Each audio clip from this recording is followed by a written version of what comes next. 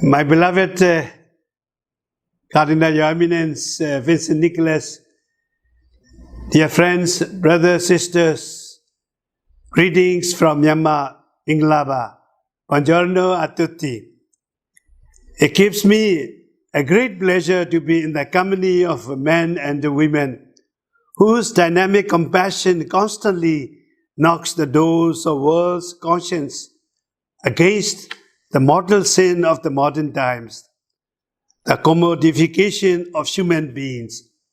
Amidst a culture of indifference, gathering like this affirm once again to affirm boldly, all of us are caught in inescapable network of mutuality, tied in a single garment of destiny. With moral courage, we confront the question, where is your brother? Where is your sister? That is a pilgrimage of hope. To all of you, my deep respect. We gather at a very grim moment in history. Despite great efforts of the good people of the world against the scourge of this modern-day slavery, the spiraling conflict in places like Ukraine and Myanmar has infused a new and desperate urgency into this issue. This is an epoch of a moral catastrophe. The moral holocaust of commodification of human fragility rages. It is compounded by unscrupulous monetizing of human tears and vulnerability. It happens in every country, in war zones where millions are fleeing. While thousands are exhibiting poignant show of generosity to war-affected, the heartless march trafficking wolves, masquerading as benign helpers, rolls on. So there is another war awaits us all. We are all in battlefront, the confrontation of good against evil. Pope Francis made anti-human trafficking as one of the signature campaigns of his papacy. Speaking to the participants of the World Day of Prayer for Victims of Human Trafficking, the Pope affirmed, the Catholic Church intends to intervene in every phase of human trafficking. She wants to protect them from deception and solicitation. She wants to find them and free them when they are transported and reduced to slavery. She wants to assist them when they are free. Every Christian is mandated with this mission. To be a Christian today is to wage a war against human trafficking. The ILO estimates that human trafficking generates $150.2 billion in illegal profits each year, the third biggest illicit economy in the world, next only to arms sales and earnings of the drug cartels. During this Paschal season, the metaphor that comes to our mind is the modern-day pharaohs, the human traffickers. Yahweh never condoned slavery of the Hebrews. The robust intervention of Yahweh when the angels slay the history of the slaves owners of Egypt is a powerful reminder to every human being to resist every affront to human dignity through commodification of a human body, human labor, and involuntary servitude. Just remembers her history is soaked with the painful footprints of human trafficking of Joseph in the Old Testament, the exile and enslavement of the Jews. The Bible in its threshold chapters uphold the dignity of human beings as created in God's image. For the Christian, this is a basic tenet of his faith. Any compromise on this premise is a compromise on our faith. Pope Francis is very candid. Human trafficking is a crime against humanity because it denies the human dignity of the victim, seeing him or her only as a piece of merchandise to be used to enrich or give pleasure to another. The gravity of the problem.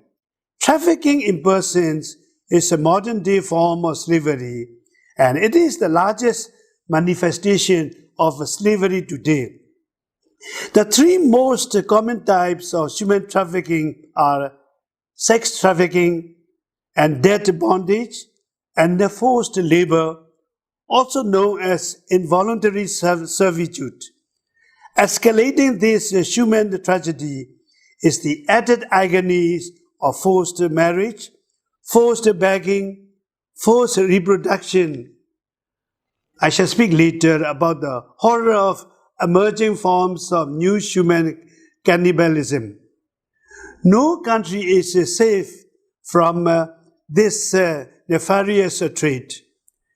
Preying on the world's most marginalized groups, criminal gangs traffic victims from 127 countries and export them as commodities to 137 countries. Even among them, children and women form a major percentage of gullible victims. 1 in every 5 victims is a child. 2/3 of world's traffic victims are women. Weak are expandable, commodifiable, and marketable. A new dark logic rules the criminal world without much resistance. Emerging new type of cannibalism. Any international gathering on human trafficking needs to take cognizance of the nefarious new entrant into human trafficking vocabulary, the new forms of cannibalism.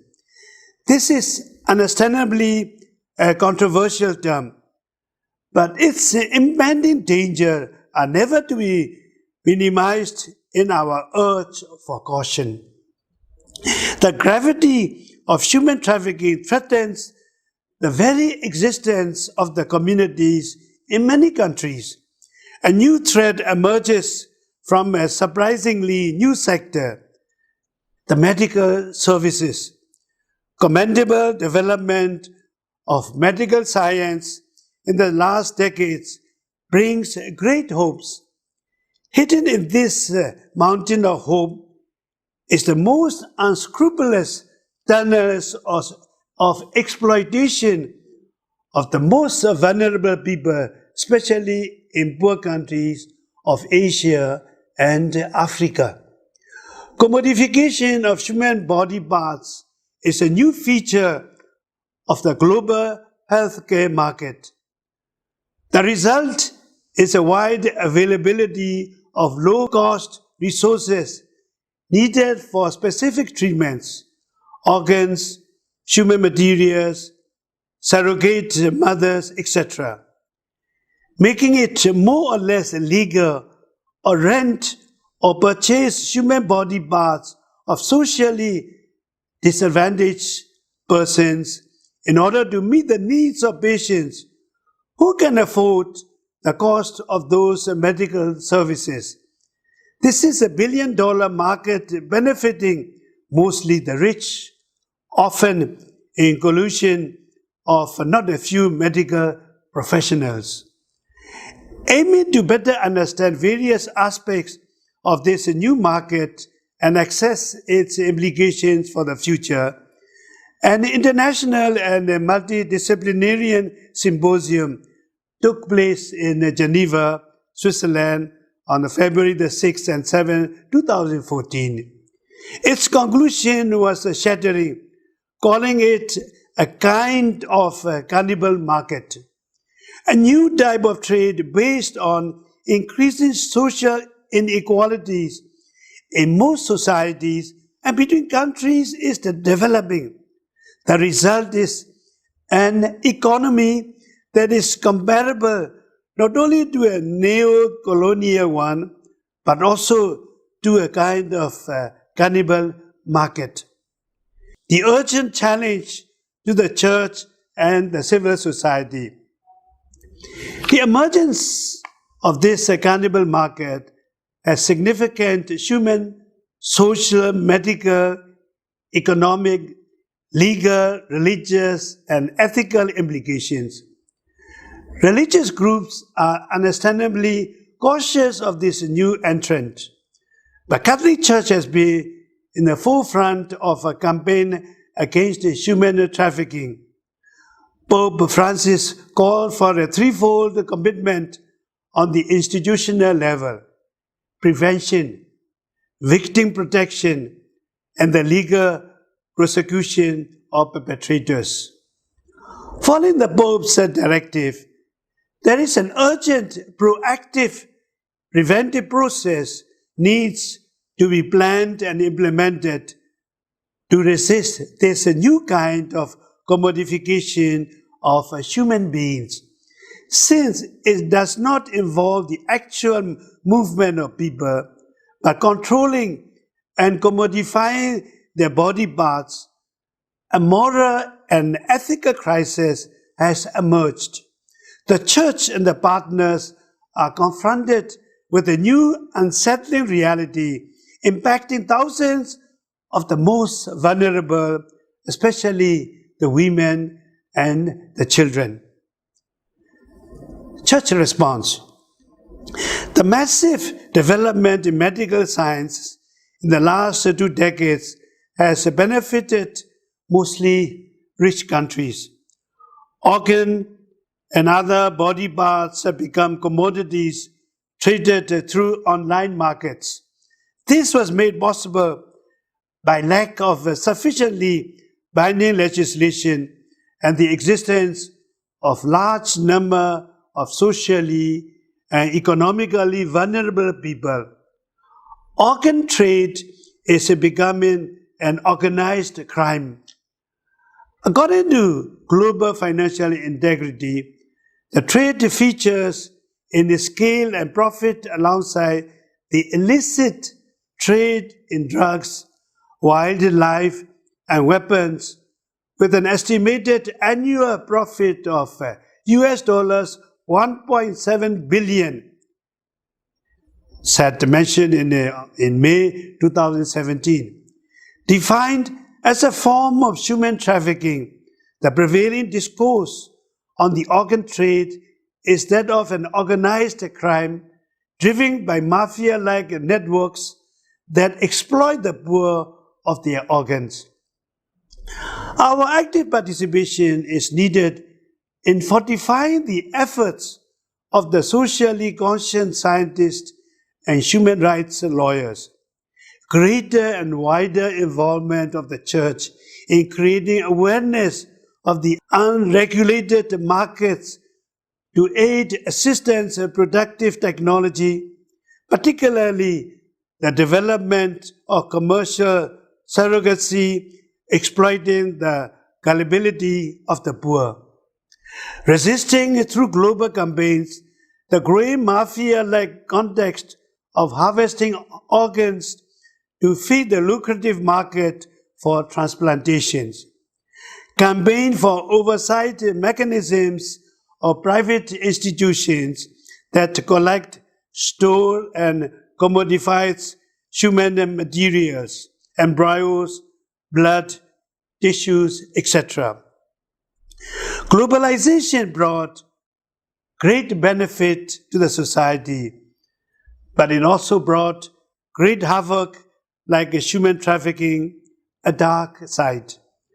Resistance to this dark side has brought great dignity to millions. The Church continues to be a vibrant partner to all global efforts. Now is the call to turn our attention more to the emerging global market of human cannibalism. Raising awareness and campaigning have been two-pronged approaches of the Church in combating human trafficking. As a global institution linking both the developed nations where agents of commodification create illegal wealth and poor countries of the world where vulnerable people are tricked into part with the body parts, the Church can promote a safe environment both in poor countries and rich countries. 4 areas need the attention and awareness of building of the local churches to help the people, especially those in vulnerable social context. 1. Society. Human trafficking victimizes individuals affected in all areas of their lives. It undermines family ties and leads to societal stigmatization.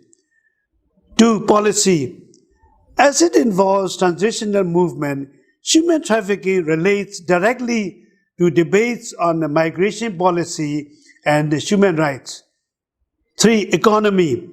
Trafficking in persons results in loss of human resources, reductions in tax revenue, and the disruption of the illicit cycle of the economy from migrants and their families to traffickers and their associates. 4. Rule of law. As a criminal act, trafficking violates the rule of law, threatening national jurisdictions and international law. Human trafficking, a festering wound in humanity. Pope called it a wound against our contemporary society. The Bible extols human creation as God Himself created all in His image. Christ's incarnation further purified the wounded humanity. Now those sacred traditions are threatened by the onslaught of commodification of the sacredness of a human body and its parts. Every poor person lives in his or her Babylonian exile. When they do not have control over their own body, they verily cry out, "How can we sing the Lord's song in an alien land and body?" Human trafficking is the modern burning bush. The Lord of history calls out to the church to be the modern-day Moses with a cry, "I have heard my people cry." The problem looks big, as Moses feared to face the pharaohs of his time. The international mafia threatens, and like Moses, we are called out to the Lord. How can this be? How can we face the modern-day pharaohs of human cannibalism and commodification? The Lord assures us, "I will be with you always." Yes, it is the Lord of history, the loving, living, and liberating God who is calling us to the global mission. With our women religious contributing so much to the anti-human trafficking efforts through Talitha Kum, the Church needs to be in solidarity with all our religious, our parishes, like-minded groups. We are called to participation, share, and be mission with the victims and survivors of human trafficking, commodification, and cannibalism. I am sure, like Moses, we too shall see the promised land of justice, peace, and human rights. Thank you very much to all of you for your attention.